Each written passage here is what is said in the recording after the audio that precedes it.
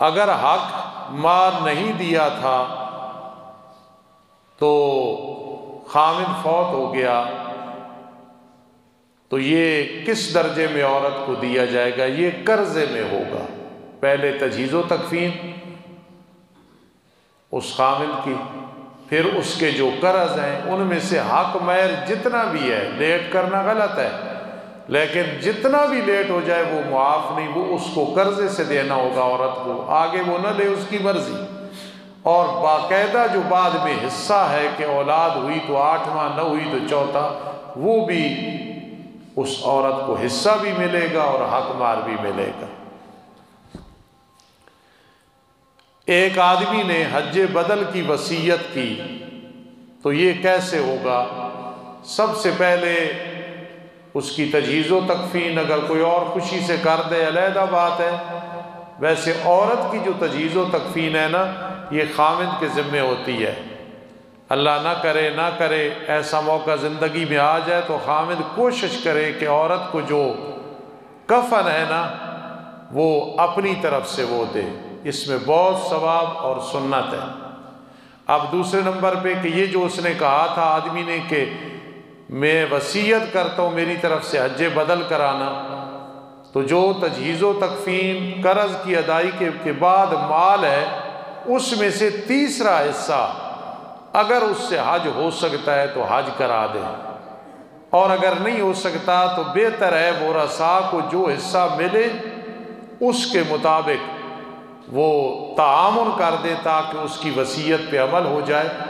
کیوں کہ وصیت تیسرے حصے سے زیادہ آدمی نہیں کر سکتا، قرض کے بعد جو بچے تیسرا حصہ، اگر 3 لاکھ ہے تو 3 کروڑ ہے تو 1 کروڑ، چاہے اس نے 2 کروڑ کہا ہو، 80 لاکھ کا ہو، تیسرے تک ہے، اس سے زیادہ نہیں۔ اور وصیت بہت ضروری عمل ہے، زندگی میں لکھ کے رکھنی چاہیے تاکہ فائدہ ہو۔ اس کے بعد جہاں وراثت کا ذکر آتا ہے وہاں اللہ 2 لفظ استعمال کرتے ہیں، علیم حلیم، میں علم والا ہوں، حوصلے والا ہوں، وراثت میں حوصلہ رکھنا۔ علیم حکیم، میں علم والا ہوں تم اعتراض نہ کرنا، بیٹیوں کا حصہ کیوں، فلاں کا حصہ کیوں۔ حکیم، میں بڑی حکمت والا ہوں، میری بات پہ خاموش ہو جانا، اعتراض نہ کرنا، یہ اللہ فرما رہے ہیں۔ اولاد خدمت نہ کرے، نافرمان ہو جائے، آگ کر سکتے ہیں یا کہ نہیں؟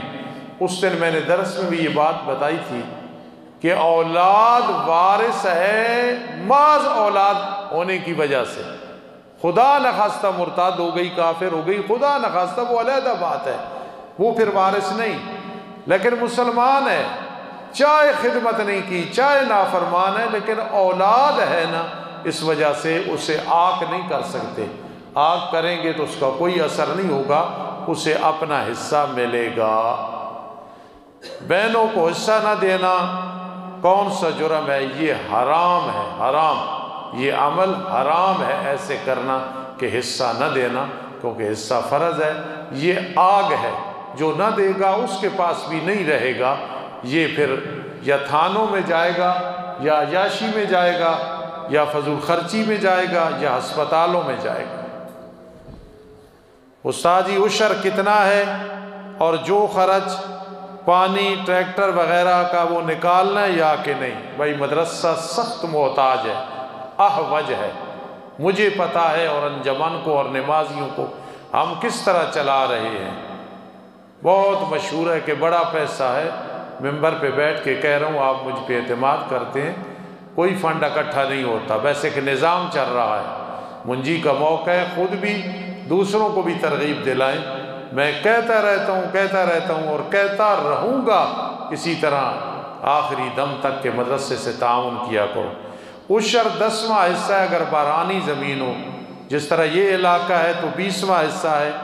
ٹریکٹر کا خرچ، پانی کا خرچ، مزدوری وغیرہ کوئی مستثنا نہیں ہے۔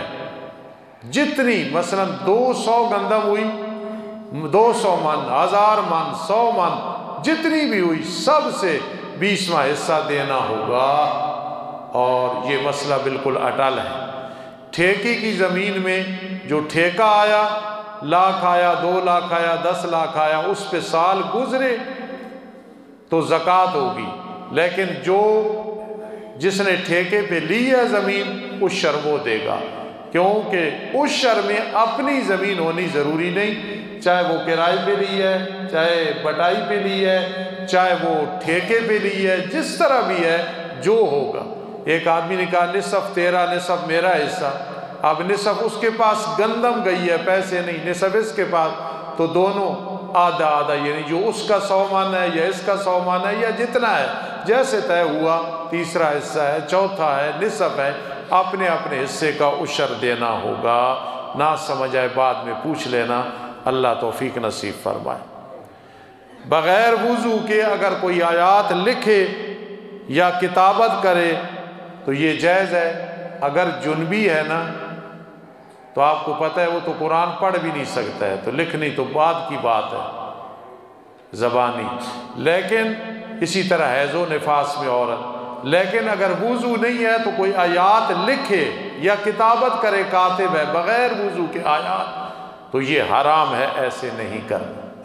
ایک اور کسی نے مسئلہ پوچھا ہے کہ استاد جی لا الہ، ایک ہے نا خطیب خطابت میں سمجھانے کے لیے کہہ رہے ہوتے، ویسے ایک آدمی میں بھی سمجھا رہا لا الہ الا اللہ، ایسے نہیں کہنا، لا الہ الا اللہ ملا کے کہنا ہے۔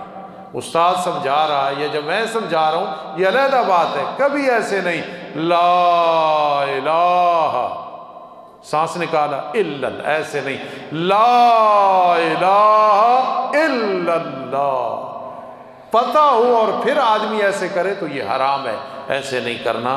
اللہ توفیق نصیب فرمائے۔ معصوم اور محفوظ میں کیا فرق ہے؟ مثال جب سمجھ آ جائے گی تو بات سمجھ، انبیاء کرام علیہم السلام سارے معصوم تھے، گناہ ان کے قریب بھی نہیں گئے۔ میرے بھائی عطا اللہ مدیالوی صاحب فرماتے ہیں کذالک لنصرف عنہ السوء، عام لوگوں کی باری آئی تو اللہ نے فرمایا گناہوں کے قریب نہیں جانا۔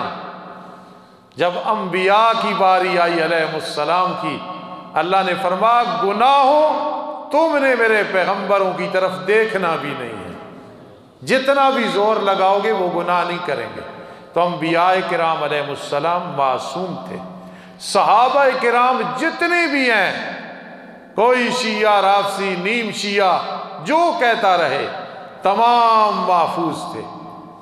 اگر ان سے کوئی غلطی ہو گئی زندگی میں، اپنے آپ کو پیش کر دیا، سزا ہو گئی، توبہ استغفار کی، صحابی کوئی بھی ہے، کلم وعد اللہ الحسنى، صدیق، فاروق، عثمان، علی، حسنین، معاویہ، جتنے صحابہ کرام اور میرے آقا کی ازواج مطہرات، بیٹیاں، آل بیت رضی اللہ تعالی عنہم، رضی اللہ تعالی عنہ، سب عذاب سے محفوظ ہیں، کسی کو جہنم میں عذاب نہیں ہوگا۔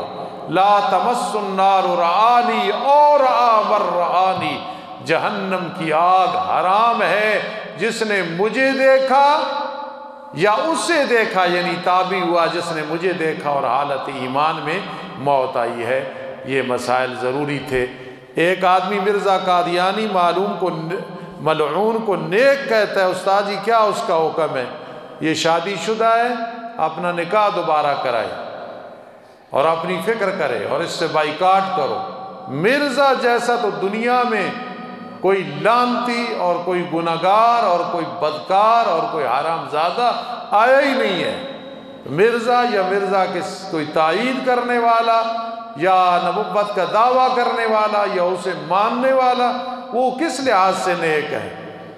اس کو نیک کہنا بہت بڑا گناہ ہے، کفر ہے۔ وہ کلمہ پڑھے اور اگر نکاح شادی شدہ ہے تو دوبارہ اپنا نکاح کرائے۔ اللہ پاک عمل کی توفیق نصیب فرمائے۔ میرا ایک لڑکا ہے اور میرا ایک بھائی ہے اور میری سوتیلی والدہ ہے، تو میں بھائی اور سوتیلی والدہ کے لیے وصیت کر سکتا ہوں؟ مسئلہ یہ ہے، بس بھائی اور تو نہیں، لا وصیت لوارث، جو وارث ہو نا، وارث، اس کے لیے آدمی وصیت نہیں کر سکتا۔ زندگی میں دے دو، یہ نہ کہو میں وصیت کر رہا ہوں بیٹے کے لیے، بیٹی کے لیے، زندگی میں دے دو۔ وصیت وارث کے لیے نہیں ہوتی، یہ مسئلہ ہے۔ لیکن اس صورت میں لڑکا ہے نا، آگے مرنے والے کا بھائی ہے اور سوتیلی والدہ ہے، یہ چونکہ وارث نہیں ہے، لڑکا آ جائے تو بھائی بہن محروم ہو جاتے۔ اس مرنے والے کا لڑکا ہونا تو مرنے والے کے بہن بھائی وارث نہیں بنتے، سوتیلی والدہ بھی وارث نہیں بنتی۔ اس لیے اس صورت میں جس کا ایک لڑکا ہے، وہ اگر بھائی کے لیے کوئی وصیت کر دے، او فلاں چیز اس کو دے دینا میرے مرنے کے بعد، یا سوتیلی والدہ کے لیے، تو یہ جائز ہے، کیونکہ یہ وارث نہیں بن رہے ہیں۔ اس صورت میں جو مجھ سے پوچھا گیا، نہ سمجھ آئے تو بعد میں پوچھ لینا، اللہ پاک فضل و کرم فرمائے۔ الحمدللہ رب العالمین والعاقبۃ للمتقین والصلاۃ والسلام علی رسول محمد وآلہ وصحبہ اجمعین۔ اللہ، سوال و جواب کی نشست میں کمزور ہوں، اللہ تیرے فضل سے چل رہا ہوں، اللہ ہمیشہ کے لیے اس ممبر پہ یہ کام ہوتا رہے، میری زندگی میں میرے بعد ہمیشہ کے لیے یہ سوال و جواب کی نشست جس میں لوگوں کو مسائل کا پتہ چل جاتا ہے، اللہ ہم دونوں فریقین کو یہ توفیق نصیب فرما دے۔ اللہ، میرے بیٹے نے جو کچھ نبی علیہ السلام کی عظمت بیان کی ہے قبول فرما، اے رب کائنات عمل کی توفیق نصیب فرما۔ ان کو اور باقی جتنے وقت کے خطیب ہیں سب کو اے اللہ مزید عزت، شہرت اور اپنی رضا کے لیے دین بیان کرنے کی توفیق نصیب فرما۔ اللہ، عشر کا موقع ہے، میرے کئی نوجوان بوڑھے بزرگ محنت کر رہے ہیں بڑھاپے کے باوجود، اللہ سب کو جزائے خیر عطا فرما۔ اللہ، ہمارے صغیرہ کبیرہ گناہ معاف فرما دے، گناہوں والی زندگی کوئی زندگی نہیں ہوتی۔ اللہ، ہم میں کوئی ایسا بیٹھا ہے جس پہ تو ناراض ہے، یا ربنا اہدنا الصراط المستقیم، یا ربنا اہدنا الصراط المستقیم۔ اللہ، ہمارا یہ چھوٹا سا قصبہ، چھوٹا سا مدرسہ 9 لاکھ روپے ٹوٹیوں پہ ساتھیوں نے لگا دیا ہے، اپنے دربار میں قبول فرما۔ باقی جتنے اس کے کام رہتے ہیں اللہ، اس مسجد کے سارے کام پائے تکمیل تک پہنچ جائیں، اور اس کی برکت اور نتیجے میں اللہ تو ہماری قبروں کو منور کر دینا، عذاب قبر سے محفوظ فرمانا۔ جنازہ اٹھے تو حقوق اللہ اور حقوق العباد نہ ہو، ہماری قبریں روضۃ من ریاض الجنہ بنانا۔ اللہ، خاتمہ بالایمان فرمانا۔ اللہ، سب بیماروں کو شفا عطا فرما۔ اللہ، مہنگائی کی وجہ سے تیری مخلوق بہت پریشان ہے، غیب سے مدد فرما، ایسے حکمرانوں سے جان چھڑا، یا اللہ انہیں ہدایت نصیب فرما، ہدایت نصیب فرما، ہدایت نصیب فرما۔ اللہ، ہر مسلمان مومن مرد پوری امت کو اللہ غیب کے خزانوں سے رزق حلال کثیر مبارک عطا فرما۔ اللہ، رائے ویڈ کا اجتماع ہو رہا ہے، تیرے اولیاء اور تیرے دین کے علماء، عوام، خواص، نیک گنہگار جماعتیں پہنچ رہی ہیں، اے اللہ یہ آیت من آیات اللہ، تیری نشانی ہے، ہمارے دونوں اجتماعوں کو کامیاب و کامران فرما، آنے جانے میں عافیت، خیریت، اور جو وہاں ہاتھ اٹھیں گے نیک اور گنہگار لوگوں کو اللہ ان کو شرف قبولیت سے نواز۔ آمین یا رب العالمین برحمتک یا ارحم الراحمین۔ 3 دن نہ ہو سکے تو کوئی نہ کوئی ٹائم جا کے رائے گنج ضرور گزار کے آؤ، میں بھی انشاءاللہ جاؤں گا۔